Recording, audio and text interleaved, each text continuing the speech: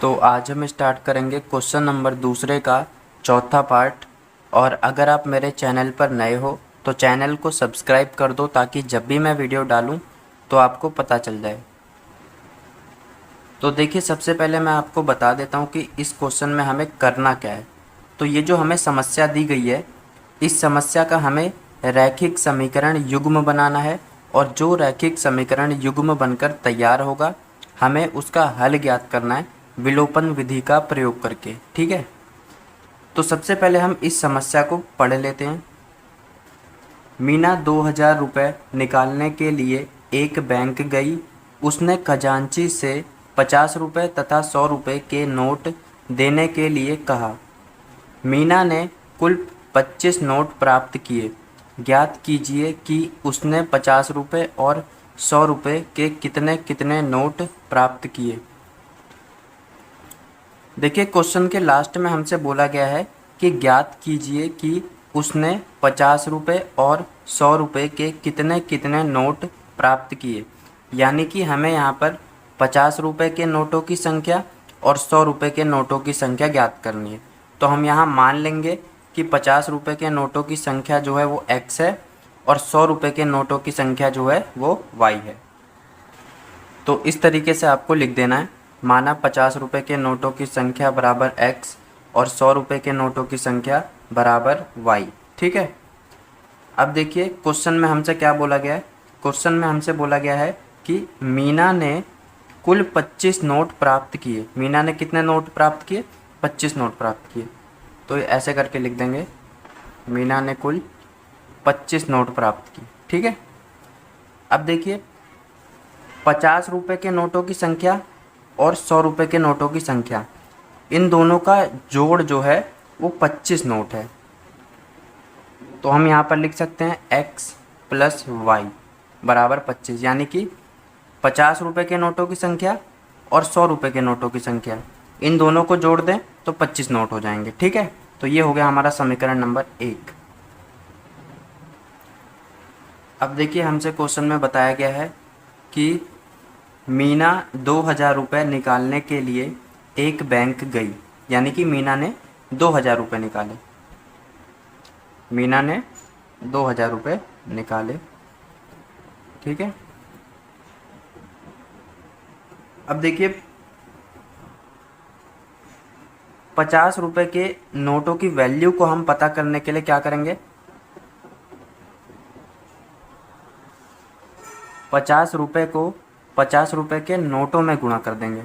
तो 50 रुपये को 50 रुपये के नोटों में गुणा कर देंगे। 50 रुपये के नोट क्या है? x है, तो 50x प्लस इसी तरीके से अब देखिए 100 रुपये के नोटों की वैल्यू को पता करने के लिए हम क्या करेंगे, 100 रुपये को गुणा कर देंगे 100 रुपये के नोटों में।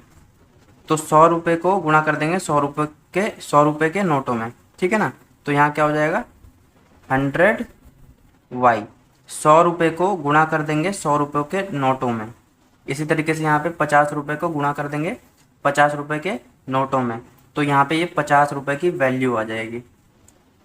ठीक है, यानी कि 50 रुपये के नोटों में गुणा कर देंगे 50 को, तो ये 50 रुपये की वैल्यू आ जाएगी। इसी तरीके से यहाँ पे 100 रुपये को गुणा कर देंगे 100 रुपये के नोटों में, तो ये 100 रुपये की वैल्यू आ जाएगी। और इन सबको सॉल्व करेंगे तो 2000 होगा। ठीक है, तो ये हो जाएगा हमारा समीकरण नंबर। इसको पहले सॉल्व कर लेते हैं थोड़ा सा। देखिए, हम यहाँ पर 50 कॉमन ले सकते हैं। ठीक है, तो यहाँ हो जाएगा x प्लस यहाँ हो जाएगा 2y बराबर, यहाँ कितना हो जाएगा, यहाँ हो जाएगा 2000 डिवाइड बाय 50, 0 से 0 गया और 5 चौक 20, यानी कि 40 आ गया। तो यहाँ 40 हो जाएगा। ये हो जाएगा हमारा समीकरण नंबर दूसरा।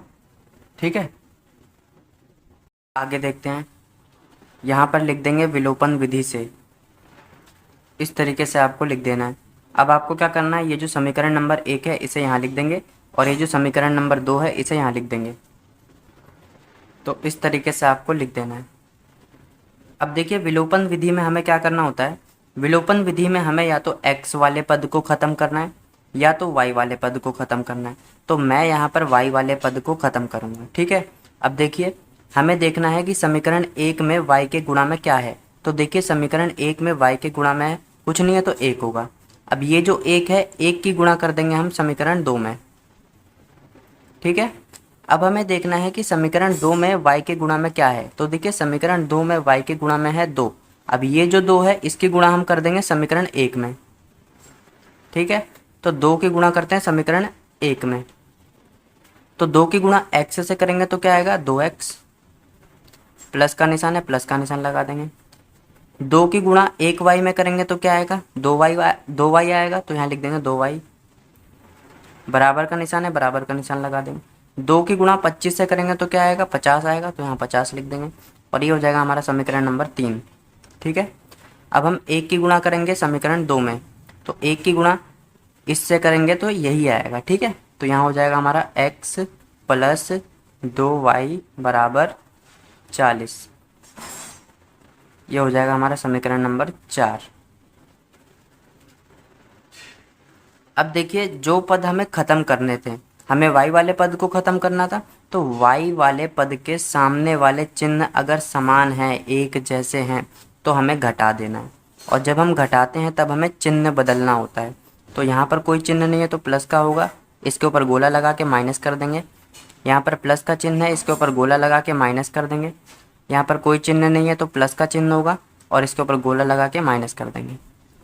यहाँ पर एक लाइन खींच देंगे। अब देखिए यहाँ पर ये प्लस का 2x है, ठीक है। यहाँ पर माइनस का x है, तो प्लस माइनस क्या होता है माइनस, यानी कि घट जाएगा। तो 2x में से x गया तो कितना बचेगा x बचेगा, तो यहाँ लिख देंगे x। प्लस का 2y माइनस का 2y दोनों कैंसिल हो गए, बराबर। देखिए 50 है, यहाँ पर ये प्लस का 50 है और यहाँ पर माइनस का 40 है। तो प्लस माइनस क्या होता है माइनस, यानी कि घट जाएगा। तो 50 में से 40 गया तो कितना बचेगा 10, तो यहाँ लिख देंगे 10, ठीक है। अब ये जो x का मान निकला है 10, इसे हम रख देंगे समीकरण नंबर 1 में। तो यहाँ पर लिखेंगे x का मान समीकरण 1 में रखने पर, इस तरीके से आपको लिख देना है x का मान समीकरण 1 में रखने पर। अब ये जो समीकरण नंबर 1 है इसे मैं यहाँ पर लिखते रहूँ, x प्लस वाई बराबर 25। यहाँ पर देखिए x का मान क्या है, x का मान है 10, तो यहाँ लिख देंगे 10 प्लस वाई बराबर 25। अब ये जो 10 है ये प्लस का 10 है, इसको इस तरफ भेज देंगे तो ये माइनस का 10 हो जाएगा। तो यहाँ हो जाएगा y बराबर 25 माइनस 10। यहाँ हो जाएगा y बराबर 25 में से 25 में से 10 गया तो कितना बचा 15, ठीक है। अब देखिए 50 रुपए के नोटों की संख्या हमने x मानी थी और x का मान क्या निकला है, x का मान निकला है 10, यानी कि 50 रुपए के नोटों की संख्या क्या है 10। तो यहाँ लिख देंगे 50 रुपए के नोटों की संख्या बराबर 10। इस तरीके से आपको लिख देना है 50 रुपए के नोटों की संख्या बराबर 10, ठीक है। अब देखिए हमने 100 रुपए के नोटों की संख्या y मानी थी और y का मान क्या निकला है, y का मान निकला है 15, यानी कि 100 रुपए के नोटों की संख्या क्या होगी 15। तो यहाँ लिख देंगे 100 रुपए के नोटों की संख्या बराबर 15, ठीक है। तो हमसे क्वेश्चन में 50 रुपए के नोटों की संख्या और 100 रुपए के नोटों की संख्या पूछी गई थी, जो कि हमने बता दी कि 50 रुपए के नोटों की संख्या जो है वो 10 है और 100 रुपए के नोटों की संख्या जो है वो 15 है, ठीक है। तो यहाँ पर हमारा क्वेश्चन ख़त्म होता है। वीडियो देखने के लिए थैंक यू।